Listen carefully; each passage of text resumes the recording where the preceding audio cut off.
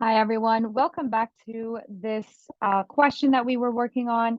Now, the second part says, a new well is discovered in West Texas with a bicarbonate concentration of 225. So we're saying, some new well, you know how they said they had 5 wells or something? Oh, 7 wells. They discovered a new well that has a bicarbonate concentration of 225. So if you look at the scatter plot, these are the wells. These are the 7 wells. Here's 1, 2, 3, 4, 5, 6, and the 7.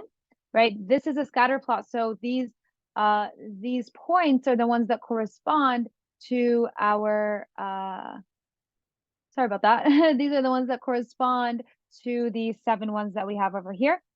And the line of best fit just says, if we're looking at this trend, anything along this trend should kind of behave in this way. So if I have a bicarbonate concentration of whatever, the pH should kind of behave in this way. So in our situation over here, if I find a new well with a bicarbonate concentration of 225, based on my line of best fit, I could assume that it corresponds in this way so that I can just kind of find, the corresponding Y value.